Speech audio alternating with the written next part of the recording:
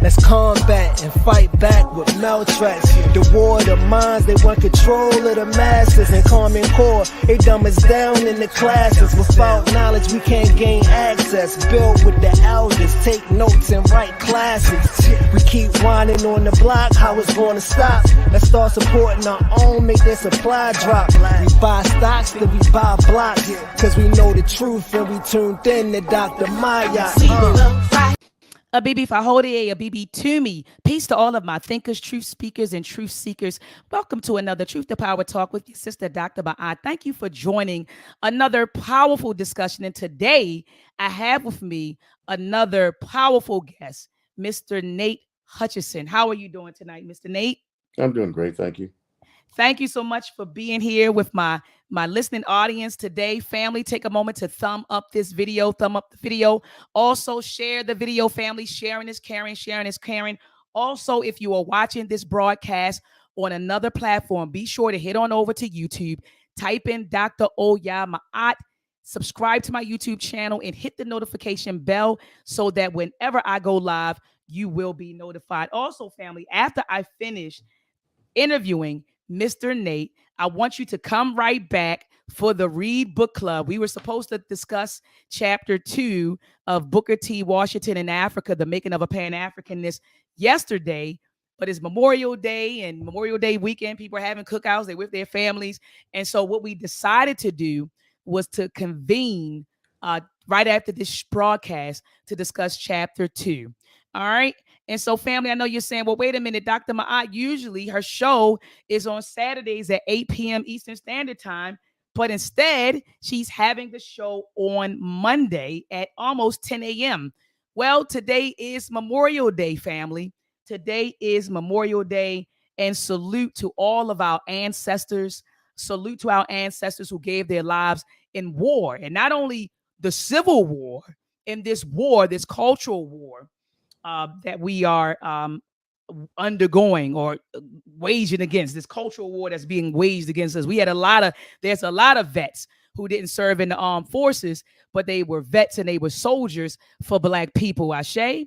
All right, family. And so today I have with me Mr. Hutchinson, and let me give you a little background. Let me give you the background story between he and I. And so my family, well, one of my good girlfriends who lives in Atlanta, she had just had a baby, and she called me up and she said, hey, I would really like, for you to come down here. She was kind of struggling with her, just having a baby. And so I said, okay. And so I packed my family members in the car and I said, we could make a road trip out of this. So we went to North Carolina. From North Carolina, we went to South Carolina. And from South Carolina, we went to Georgia. Well, when we stopped in South Carolina, we stopped in Charleston, South Carolina, right? And we spent about, I think, Mr. Nate, about 2 days with you? Yeah, somewhere between 2 and 3 days. That's correct. 2 and 3 days with Mr. Nate, family. He took us, when I tell you, I felt like I do a lot about Charleston, but I got to go back because we didn't get to the Gullah Geechee stuff as much as I wanted to. But family, he took us everywhere. I mean, and Mr. Nate, but when you head on out of here, I want you to give the people your information so that they can come down there and do a tour. And this is Sham family. He's an official tour guide for Charleston. Okay. And so family, we went down there. I took my family down there and he took us. I mean, we saw so many different things, and then he took us to a park. And that in that park, I believe, Mr. Nate, that was where we saw the statue of Denmark Vesey, right? That is correct. That's right. And then so we saw the statue of Denmark Vesey, and then he said, let me show you something else. And so he took us to another area in the park, and it was a plaque that was there that talked about that was the area where they had the first Memorial Day celebration. It was a plaque that was there. And it was a bunch of flowers in front of the plaque.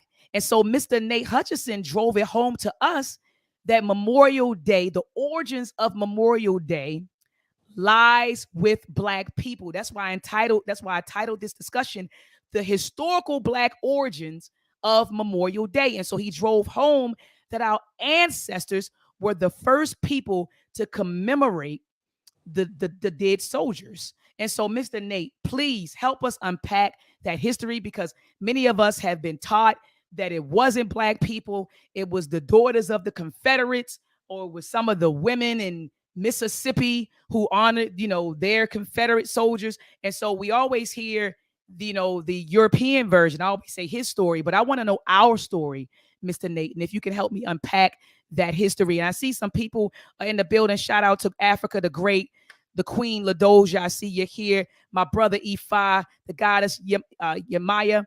I see Mr. Ray is in the building. Opal, Real Talk. And Mr. Nook Nook, you said, I'm here with my son listening to this history. So without further ado, Mr. Nate, the floor is yours. Please walk us through the historical, or the Black historical origins of Memorial Day, sir.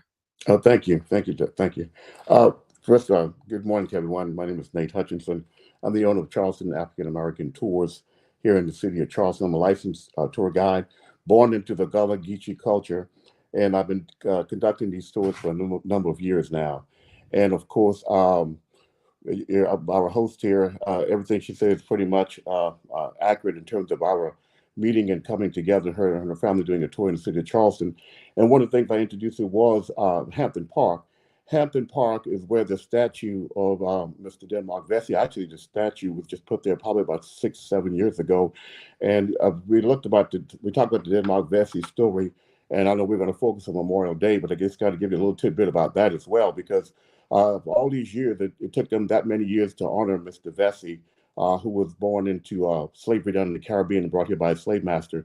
But that's another story. But I also introduced to her about Memorial Day, because Hampton Park was also utilized as a Union camp. It was a camp by the Confederacy that housed the Union soldiers that were captured during the Civil War, and many of them perished there. As much, if you have anything of knowledge about history, people talk about Andersonville, Anderson, the camp out in Georgia, but there was also that camp here in South Carolina at Hampton Park. And of course, this is where the Union soldiers were held captive by the Confederacy, and many of them had died due to horrible conditions, and they were buried in a mass grave there. And when the war came to an end, or should I say, even before the war came to an end, freed enslaved formerly enslaved Africans, or freedmen, people of color, they began excavating these dead bodies and burying them and putting flags on their graves. So that is where, in fact, the original Memorial Day took place, right here in the city of Charleston at Hampton Park. And I could tell a lot more about Denmark Vesey and a lot more about Hampton Park, but I don't know how much our time and whether yes, please, no, please continue to speak, Mr. Hutchinson. Yeah, because of course, now these are also Northern missionaries and formerly freed enslaved Africans that started this tradition. And what you got to take into full context is that a lot of our Southern history, especially as it relates to African American history, was distorted. The Daughters of the Confederacy and other Southern groups, they rewrote history. It's been a known fact that that we won the Civil War. The Union Army won the Civil War, but the South won the freedom, and they had an opportunity to direct a narrative in their own way to make the Civil War and slavery seem as though it wasn't that devastating. And we're still enduring that horrible narrative and legacy even today about our history not being come to the forefront. There's a lot of history. I hope y'all would come to Charleston and do our tour. We have several good guides here. I like think of myself as one of them. But there's a lot of history here that people don't know a whole lot about. And I, if you don't mind, I can elaborate on some of them. For example, Please We Shall Overcome. We Shall Overcome was started right here in Charleston, not in Memphis, not in Chattanooga, not in Jackson. It happened right here at the old cigar factory. The first case that led to the Brown 1954 landmark decision, the case is called Brake versus Elliott, took place right here in Charleston. But people little know about that history. So these are the kind of things that I try to expound on my tour, to bring for the forefront the history that has been left out here in Charleston. And like I said, I just can't say enough. I had a tremendous day with Dr.maat, and we certainly covered a lot, and we even went down to Solomon's Island. Take y'all down there to the beach. That's where the slaves were brought there first. Oh, Lord, have mercy. Don't get me started here this morning. Please come on, Mr. Nate. Come on, talk about Sullivan's Island, Mr. Nate. Sullivan's Island is where the slaves were brought first. Of course, during the transatlantic slave trade, an estimated 12 million people were extracted from the African continent, and 2 million of them perished just coming on the slave ships. It was a 7 to 9 weeks ordeal that many of our ancestors perished along the way.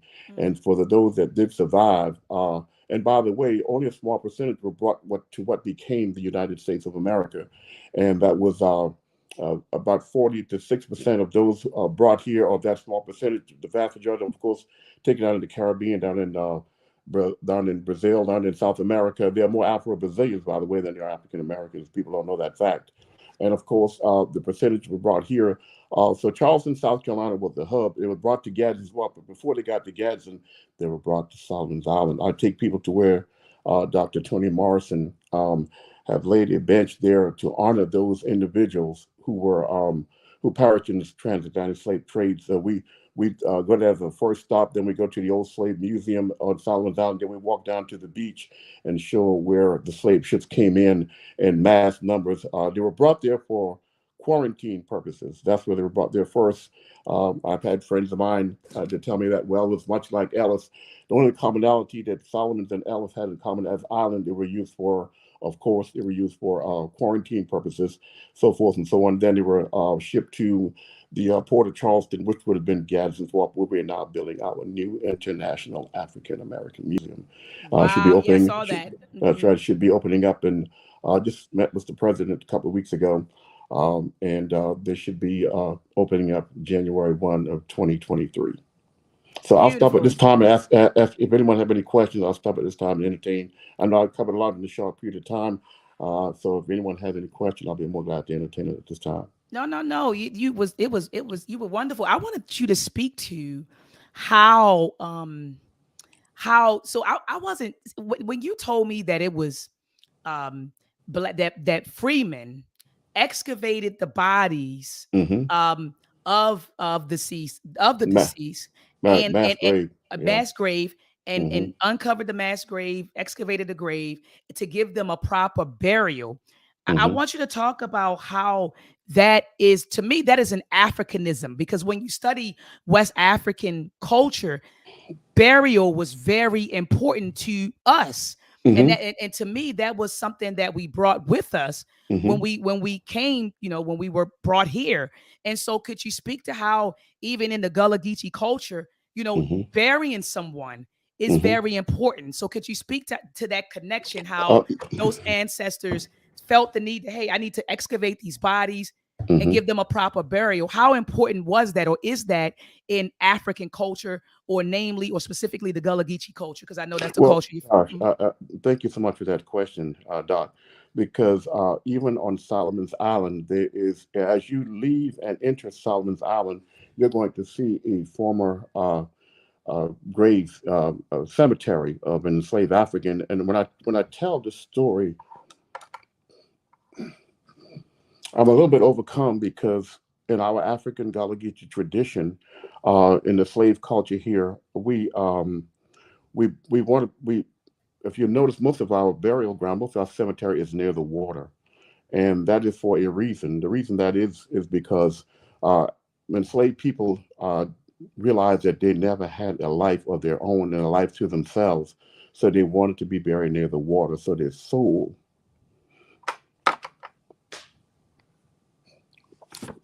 I'm sorry. I always go through this for some reason. I can't help myself. But they wanted to be buried near the water so their soul, because they never had a life here on this earth. And they wanted to be buried by the water so their soul would go back to Africa. And so, yeah, burial is very important. And if you notice, even because I was brought up here and lived in this Gullah Geechee culture, traveled a little bit, HBCU graduate, Benedict College in Columbia, South Carolina. Spent 25 years in the private sector and 15 with state government. And I started this company about 13 years ago before I retired. And it's a labor of love to do this. And of course, our Gullah Geechee culture is a direct reflection of our lives and our culture, our music, our songs, the food that we eat, little that we take for granted in American and African American history. That so much of this Gullah influence is mainstream now that we don't quite understand. And it gives me great joy and pleasure that people are coming here to Charleston and wanting to know about the Gullah Geechee culture. I apologize for getting a little emotional when I tell the story No, about the no, when no, I tell the story no. about the enslaved Africans who were buried there. But we have a lot of these islands that the Gullah culture flourished. You got to understand, we were isolated. We were brought here in Charleston. The economics that built Charleston was the without question the cash crop, the rice, the indigo, the cotton. All these things were the building block, things that we still even utilize today as our economic building block. I think our 44th president and is my hero said it more appropriately and accurately. And we said this was and is a great nation, but it was born with a birth defect, and that birth defect was slavery. When we look at all the white Europeans and the coloners that came in to so-called built this country, or the men that signed the U.S. Constitution and the U.S. Bill of Rights, the 26 man that forged, supposedly forged this nation that we became a nation, 8 of them were from Charleston. And they made their livelihood and their wealth off the African labor, rice, the cotton and the indigo, the things that we take for granted. All these things were building economic blocks. And I take people on the plantations. I take them to Middleton Plantation, which was a rice plantation. Take them to Boone Hall, which was a multi-purpose plantation that also built bricks. The slave cabins are still there. The fingerprints of the children who made the bricks are still there at Boone Hall. It was a cotton, it was an indigo, it was brick, it was pecan. All of these labor were forged of the African knowledge and skill that made this very wealthy. There were 4 major colonial cities in the colonial America. New York, Boston, Philadelphia, and of course Charleston. Charleston was the 4th largest, but it was the richest. It was the crown of the British Empire because of slavery. And a lot of these original Charlestonians came from Barbados because slavery. People got to understand the context and the chronology of history. Uh, America, this didn't get started in 1776. We go way back. We think about when the colonists came here back in the 15th century. They were engaged in the slave trade down in the Caribbean. And when the Charleston colony was formulated by Charles II, Charles II was the English king that decreed all of this territory as a part of the British Crown and the British Empire. Those original Charlestonians came from the Caribbean because they're already practicing. Spain and Portugal, let me say in correct order, Portugal and Spain were already engaged in the English were the Johnny come lately, but when they came and they mastered it more so than any other European power here in what we call the North and South Americas. Mm. Thank you for that history. Thank you for that history, Mr. Nate. And I do see that someone has a question. Brother Kevin asked, he said, are there official documents of a military unit or black town that has any recorded history of the first Memorial Day observances paying respects to fallen soldiers? Well, the Avery Institute, when this story was brought to the forefront nationally, there were some challenges. And I just saw recently that if you have any desire what I'm trying to think of the word, authentically to substantiate that, I think the Avery Novel College, which is now owned by the College, which was a black school before there were public school for black children. The Avery Normal Institute is here in Charleston, and they have some documentation to prove that this Memorial Day did transpire. Mm. Thank you so much for that, Mr. Hutchinson. So my next And what question. was the question about the black unit, about the military? I didn't quite get that quite clearly. I didn't. He said, are there any official documents of a military unit or black town that has any recorded history of the first Memorial Day observances paying respects to fallen soldiers? But there was a sister, she's a soldier, she's a vet, Sister Monica Lamb. She said the 54th Yes, correct. Regiment. Yeah, Yes. 54th and 55th Regiment. As a matter of fact, the 54th Massachusetts came, of course, everybody remember the movie called Glory with Denzel Washington and Morgan Freeman. Back, I think it was 1989 when Glory came out, and it depicted these black men, these brave black men that came down with a unit that formed in Massachusetts and came in to help liberate should I say, eradicate the stain of slavery. And they went as far as all the way down to Beaufort and Savannah, and then they came up to Charleston. They won all the scrimmages, but they lost the battle of Battery Wagner. And had they been able to succeed Battery Wagner, then they would have taken Fort Sumter and then Sumter on to Charleston. But their 42% of their ranks were decimated. Many of them were captured and brought to the Old City Jail. That's another one of my tours of the Old City Jail, where they were brought to the Old City Jail and had captivity until the Union Army freed them. But they lost the Battle of Battery Wagner, as the history book indicates. But so great was their bravery that by the end of the Civil War, 20% of all Union soldiers were black men. Say that And they again, Mr. Hutchinson. Say that 50 one more time. by the end, so great was their bravery and nationally known that by the end of the Civil War, 20% of all Union federal forces were black men. Mm. I think even tomorrow night, our military history, and it's appropriate that we're talking about this on Memorial Day, because I think PBS is airing tomorrow about the Buffalo soldiers that guarded the plains and helped settle the West. The Buffalo soldiers, the 54th, 55th, there were many other units of black soldiers. I think this country hasn't done near enough to, and appropriately here on the day of Memorial Day, hasn't done enough to pay homage and respect to the contributions. My brother, my father, even my daughter, they're all serving. My daughter's serving right now. My brother was a member of the 101st Airborne in the 1st Ranger Battalion in Vietnam, died of complications of Agent Orange about 15 years ago. So I have a military history here in my family as well. Uncles, brothers, brother-in-law all served. I did ROTC in college, but I decided not to get a commission. Whoa. Mm. Well, thank you for that, Mr. Nate. And while I was with you in Charleston, South Carolina, doing the tour with you, you took me to a church Hmm. that and it broke my heart. Like Hmm. a church you took me to, and this is family where Dylan Ruth had walked in and literally sat there. The people welcomed him. The pastor, I believe you explained to me that they were having Bible study or something, That's and correct. he came in and you showed me the door that he walked in, and we couldn't go inside, but because it was locked. But you That's said he correct. came. Dylan Roof went in there.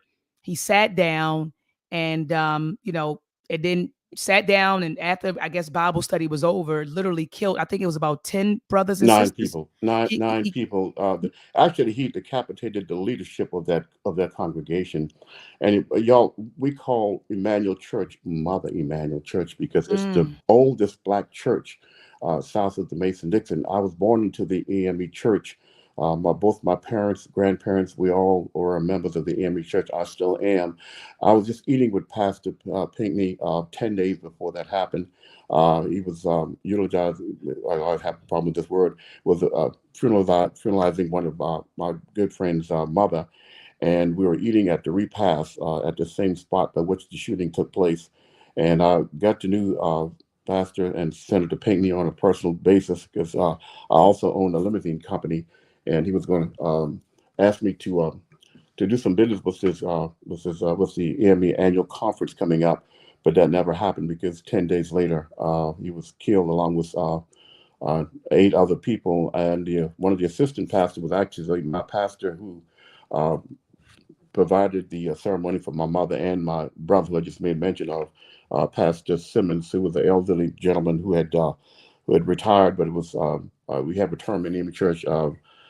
Super enunciated. He was just in retirement, and it was assisting Pastor Pinckney with the duties and leadership of that congregation. And of course, he, along with the others, were killed. But yes, Mr. Roof, this gentleman, this white racist, sat with the Bible study members for 45 minutes and put out a very high-powered pistol and shot those people. Coming up coming up to the month of June, which is the next month, it'll be 7 years since that incident took place. It was a mass shooting, was racially motivated, And but Mother Emanuel had a long history. I'll tell people when I give them my tour, I take them to Emanuel. I focus on the shooting. I have the actual obituary that I showcase on my tour. But that church had a long and illustrious history before the shooting, and of course, that church was dismantled because of the race riot that was initiated by Denmark Vesey in 1822. We talk about slave insurrection, and of course, the person that comes to mind is Nat Turner, and rightfully so. He should be celebrated, but this was 1831. Denmark Vesey was 1822. We also had the Stonewall Rebellion in 1739, and so we've had some. We had the race riot in 1919. So, but back to Emmanuel, that church played a significant role in civil rights history and Charleston history. It is the oldest black church south of the Mason-Dixon. Mm.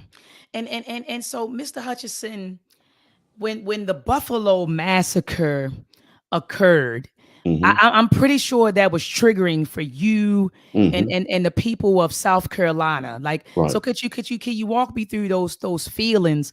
You know, when so you all experienced this almost 7 years ago. That's right. Fast forward, we hear about a mass shooting of elders Hmm. in a supermarket. Most of them was elders. It was one female who was 32, and Right. but everyone else was between 65 and 86. So Hmm. could you talk about those feelings? Did you think about Emmanuel AME Church? Did that kind of drum up some memories, some thoughts, Mr. Oh, Hutchinson? yeah. Oh, yeah. Without question, Dr. Maat. Without question, it's well, I hate to use the term deja vu, but it's like here we go again. And when we look at history, it doesn't go in a straight arrow. It has its ups and its downs, and we as African Americans certainly have experienced that. Uh, when we look at what happened here in Charleston and to see it get repeated in Charleston. By the way, South Carolina, I love my state, love my country, but South Carolina is one of the things, I believe, only one of two states that doesn't have a hate crime. And but of course, when this incident take place, it's becoming so commonplace on a whole scale, not just from a racially motivated, but uh, the politicians are at a loss in terms of uh, not coming together and doing something about it. But of course, to answer your question directly, of course, it resonate here in Charleston, and it's like it's like having a wound. Many wounds are not physical; they're mental and emotional. So it kind of opens up a whole new level of pain, and when are we going to get through this? When are we going to come to a point where people are not so subject to being targeted just for the color of their skin? And so certainly it did play a part, and I'm sure as this new month approach, I'm sure we'll have some type of dedication ceremony, but it's going to be even more painful knowing that those folks in Buffalo, New York, suffered the same fate as we did here in Charleston. Mm. And I'm telling you, Mr. Hutchinson, it really broke my heart. And I mean, I've been I I couldn't watch it. You know, I heard this bunch of footage out there, and Yeah, I couldn't watch it because it would my be sentiments were the same. I just couldn't watch it. Yeah, no. It would have been too much too traumatizing for me to watch. And then just also what kind of angers me is when I see how these shooters are handled with care yes, when this happens, and we see how in what happened over there also in Texas. hmm, I knew though that when I was told that the shooter was murdered, I knew that this student must have been Hispanic. I knew that. I said the shooter had to be a person of color. yes, It wasn't a white male, because typically with the white male shooters, they don't shoot them. They negotiate, they mm, talk to them, and then they bring them in with care. And yeah, so I knew when I was told that the shooter in Texas was murdered, I said, "Oh, he must have been Hispanic or something." Now he was something, but he wasn't. He wasn't a white male. But we see these things happening in our country, and it's just very disheartening, Mr. Hutchinson. But moving on to and I know we've been on for about 30, but I want to stay on for about 15 more minutes with sure, you to discuss Gullah Geechee culture. Okay. Because one thing that I learned, because you took me to my family, you took us to the Boone's plantation, That's correct. and there was a young lady. I'm looking at Jennifer. I think her name Mm-hmm. was Sister Jennifer, and Mm-hmm. she does like a reenactment, and she talks about Gullah Geechee culture. But I did not know when I was there. And family, this is just a transparent moment. I thought that Gullah Geechee was one. Like I thought it was. I mean, you all are united in one, but I didn't know based on her presentation that these were two separate cultures that came together. Do I have it, Mr. Hutchinson, or I'm missing something? It was Well, because you say Geechee. Some people may say Geechee, or some people say Gullah, but yeah. you all say Gullah Geechee. And so I was like, okay, so are these two distinct cultures that came together as one, or so could we talk Well, about what? it's basically one. I guess it's a matter of semantics, just in terms of names. And of course, the Gullah Geechee culture extends from St. Augustine, Florida, all the way up to Wilmington, North Carolina. But it is a mixture of our cultural shared African American experience here, and of course, there are believed to be over 100 different tribes of people that were brought from the African continent. So, and you had all these different tribes that were brought here, but the name Gullah became pretty much synonymous with the total population of the enslaved Africans. Gullah is believed to came from the word Angola. A lot of the enslaved people, I actually did a private tour. I did a beach tour with 5 African women from Sierra Leone last year, and I took them out to the beach, same place I took you all, Dr. Maat. And they even shared a little bit more light on me that, of course, Angola, Gala, Gola, all these names derive from the African customs and traditions and so forth and so on.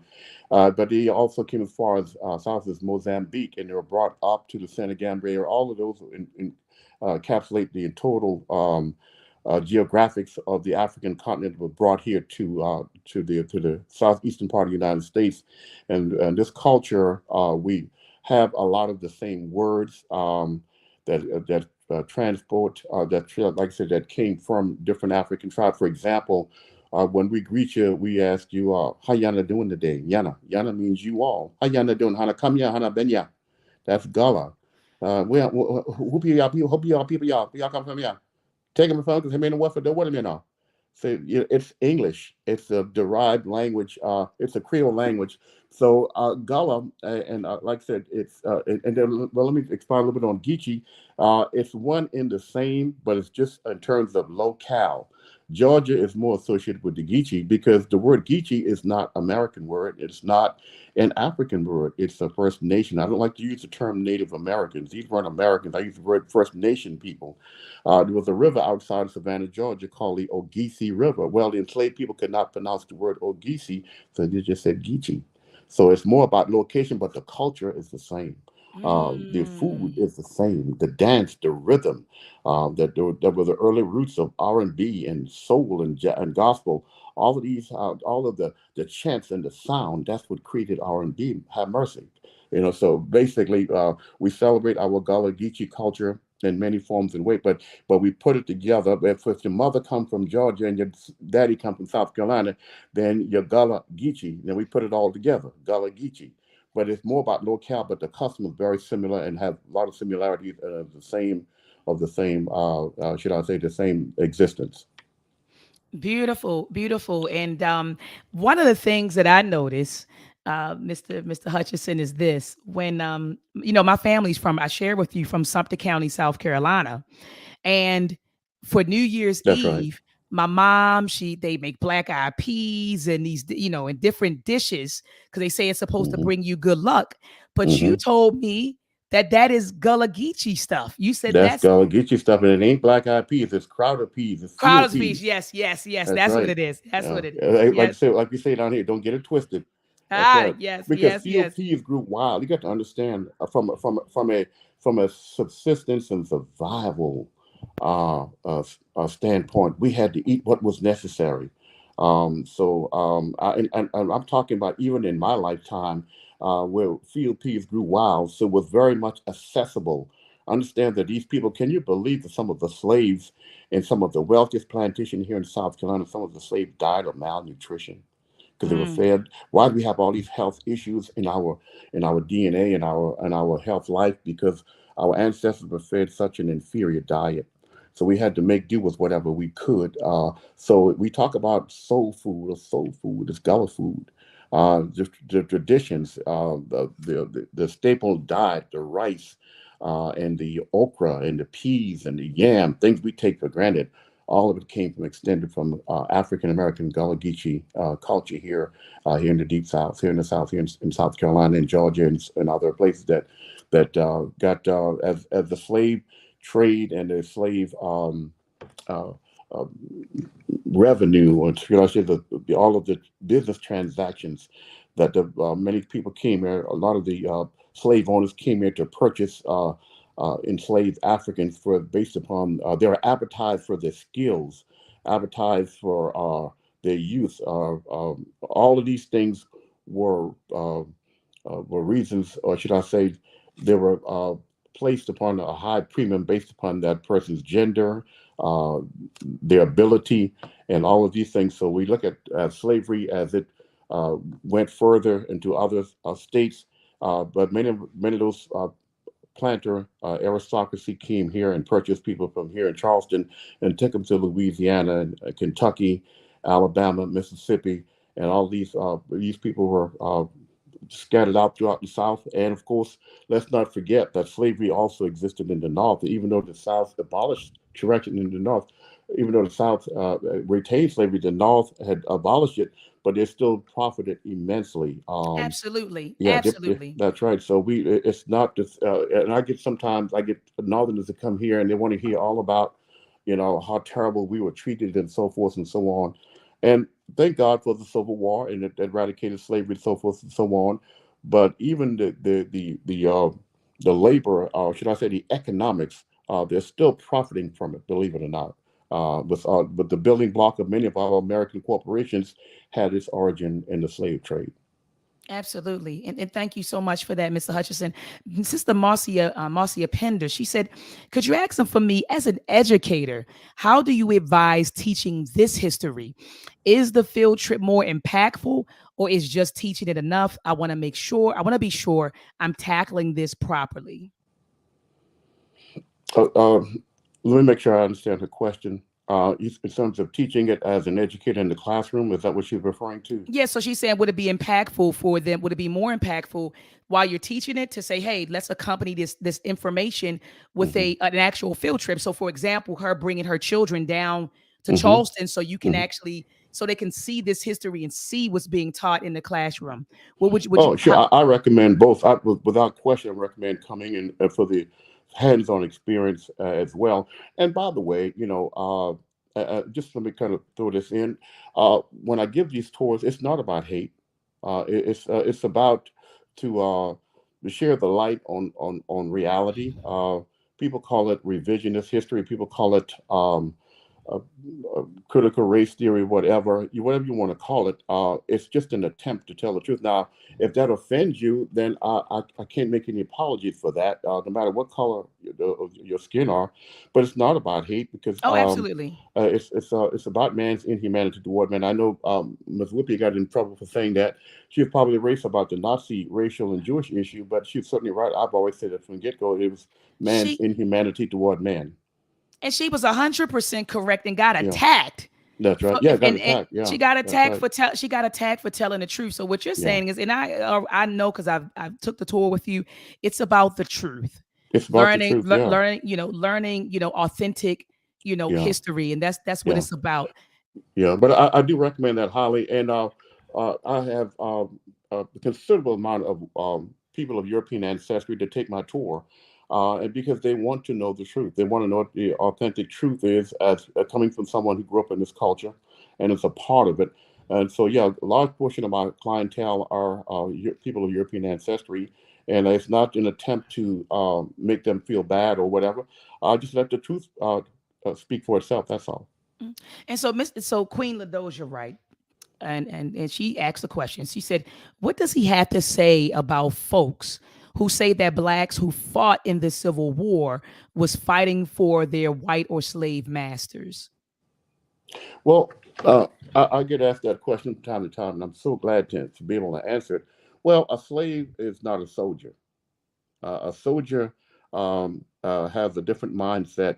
If and you got to understand that if someone was indoctrinated and matter of fact, I'm reading a new book right now about slave narrative. This was a part of the Roosevelt administration's attempt as part of the WPA or whatever, all of these different organizations at the Roosevelt, and they set out a group of people here in the South to interview people. We talk about the 1930s now, 1930s, 1940s, where they're trying to get us out of the depression. So there's a project was initiated to talk to people who were alive during slavery. And of course, as I read this slave narrative, I get the mindset, I get to type into their mindset. They just simply did not know any better. That's all. When you were brought into a situation where you're born here as a domestic, you're not even born in Africa. When you talk about the timeline of the slave population here in the South, these people had no other. They knew nothing but slavery. So their mindset was totally different. We cannot necessarily judge their mindset based upon what they experienced back during their lifetime. It's like being a Monday morning quarterback. I'm not justifying what they did, but they did because they didn't know any better, didn't know anything else but to serve, to be that have that mindset of perpetual servitude to the master. So who are we to judge to say? Of course, we don't agree with it, but who are we to say that they were wrong? Of course, we in our mindset we knew that it was they didn't. You got to understand they simply didn't understand. Absolutely. And I couldn't agree with you more Yeah. how we'll judge our ancestors based on our 21st century mindset. And we Right. have to understand that it was different. It was a different culture back then, which Right. produced a different psychology, which in Right. turn produced a particular different behaviors. And so a lot of that times, and I agree, Yeah. Mr. Hutchinson, we do sit back. Yeah. Go, Yeah. go ahead. And let me interject this because we 400,000 people by 1860 turns into 4 million people. Let go. One of the narrative is saying that understand what I just read this recently, that we said at least we had this is the interview of a slave. This is the mindset of a slave. We were better off on the plantation because now we're let go with no horse, no mule, no place to stay, nothing at all. So it was a cultural shock for them in that. But in 1865, this 4 million people with no substance, nothing to to carry on and to have any kind of life and assisting them. And within 30 years, even we were talking from the period of Reconstruction up until the Jim Crow laws and so forth, in that 30-year span of period of time, we had cut our education and illiteracy by 40%. Well, that's when we Mm, built our HBCUs. We built our black churches like Mother Emanuel, Fifth, Benedict, Morehouse, Spelman, teach, Howard. teach. Mm. I mean, if you subject any group of people to that kind of degradation and that kind of standard of living, yeah, I don't know if they can survive, but somehow we survive. So I have nothing but love and respect, and you got to understand that we're only four in my we only fourth generations. Um, and Dr. Mike, you remember I give you a family pictorial history. I showed you my Yes, you great did. grandmother. I have a Yes, picture of you my did. great grandmother who was born in 1865 and died in 1955. And so I didn't know her because she died 6 weeks after I was born. I'm the last of seven children, Mm. and of course she was born in of that year of 1865, and she laid. Mom said she prayed for me. So she must have did a good job praying for me because I somehow, and she's the reason I had a life acknowledgement, just doing a tour, and I was telling her story, and it dawned on me that's why I became a history major. All my friends and colleagues, they were businessmen and computer science and all this kind of stuff, but I wanted to major in history because my appetite was whetted, and because of my family knowledge and history, and of course, like all of us, we have, a dual ancestry. Not proud of it, but we have European our DNA. So many of us have that. It's nothing to be proud or ashamed of, but it's all a part of who we are in our history. And But no, but I just had to share about to give people some understanding of what it took for survive, and that's when I see our young generation that don't have a sense or appreciation for history, not knowing what we've been through, what we came through, all of the blood, all the sweat and tears that it took for us to bring from one generation to the next. We could ill afford not to take history serious, because if not, as we look at the political climate in this country right now today, it's because we haven't taken full acknowledgement of what we've been through. And Come if you don't on. experience what you've been through, you're liable to go through it again. Come Have on. mercy. That's right. That's right. Teach, teach, teach, Mr. Hutchinson. I want to just say peace to Brother Corey is in the building. Abs you wear, Brother Unc, Brother Bobby West is in the building. I see Sister Crystal Denise, sis. We're going to, after this, we're going to talk about chapter 2. So I know some people are curious about the book club and they want to know how they can join it. Grab the book, family, and tune in. Okay. So this is the book we're reading, Booker T. Washington and the Making of a Pan-Africanist. All right, by Dr. Wright. So you can go to her website, grab the book, and tune in every Sunday at 7 p.m. Eastern Standard Time. So I see a beautiful mind. A lot of people, Mr. Hutchinson, they love the wisdom. They said it's so much wisdom being shared, and they said they thank you for it. They thank you, they thank you, they thank you Precious for it. mine. Yep. I see Sister Kaba. That is the queen right there, Kaba Nepti Ankh. Peace to you, my sister. Peace to you, Brother Carter C. Goodson. And when I saw his name, I thought about Carter G. Woodson when I saw the name, but he said, peace and God bless good people. And so we thank you. We thank you. We thank you, Mr. Hutchinson, from the bottom of our hearts. Do you have any closing words for the listening audience? Sure. This is not a business for me. I own Charleston Black Car Limousine and Charleston African American Tours. And by the way, if you're going to book my tour, I'm kind of old school. That's why we had a little issues with the technology getting to do this interview. But please, by all means, call me. People email me, and sometimes I try to email them back. And I'm just not one to sit there and type out all that I do with my tour. So if you're interested in taking my tour when you come here to Charleston, please call me first. And the people that call get booked more rapidly. But no, it's like I said earlier. If I start out my closing remark is that this is not a business. This is a lifelong passion. I retired from state government, and we had a saying that sometimes your profession chooses you more so than you choose your profession. And I think I was born to do this. I get excited no matter who I talk to. Sometimes people call me up, and I almost want to give them the tour of the telephone, because this is my passion and my pleasure to do this, so that we can be fully knowledgeable. The scripture says we're destroyed for the lack of knowledge, and not knowing your history, you can certainly not be able. You've got to know how to navigate in this Western culture, economically, spiritually, emotionally. If you don't, you will not survive. That's right. That's right. That's right. And is there a particular number you want them to call, Mr. Hutchinson? Yes. My phone number is 843-276-0117. You can reach me by email as well, but I prefer a phone call. Email is nhutchinson1155@outlook.com. So I want to make sure I have it correct because I have it on the screen, Mr. Hutchinson. 843-276-0117. That is your That's number. correct. That's correct. All right. And so, family, I definitely, please, I implore you to take your family to Charleston. Call Mr. Hutchinson for the tour of your life. I still owe Mr. Hutchinson a video, family. We were talking. He said, you know what? Because I called him up and it just came to me that I need to bring him on for Memorial Day. So I reached out to him and I said, hi. I think I said Mr. Charles initially. He said, no, it's Nate. I said, no, it's Mr. Charles. He said, no, it's Nate. And I said, I don't know why I haven't stored in my phone as Mr. Charles. But anyway, he said, I said, Mr. Nate, can you come on? I noticed this last minute, but I would love for you to come on the podcast to talk to myself and my viewers about the Black historical origins of Memorial Day. He said, sure. And then he said, I've been thinking about you. He said this past year, because he said, I gave that girl all that footage and I didn't hear nothing back from her. And so anyway, Mr. Nate, I'm definitely going to put the footage together, create a nice video showing the people our tour. And that's why I'm saying this to you publicly, because the people, they can hear it too. So I'm going to take the footage and create a nice video and, just showing our tour.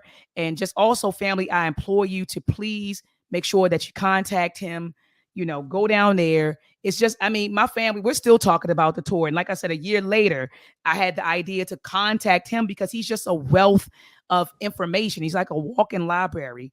And so I really appreciate you, Mr. Hutchinson, and all of your hard work, and everything that you've done. Just what you do is so important. It's so important. Just keeping that history alive and putting out and teaching our story, not his story, but our story. That's and so right. We appreciate people like you, Mr. Hutchinson. And so let me drop a bomb for you. Fire! Fire! Fire! Fire!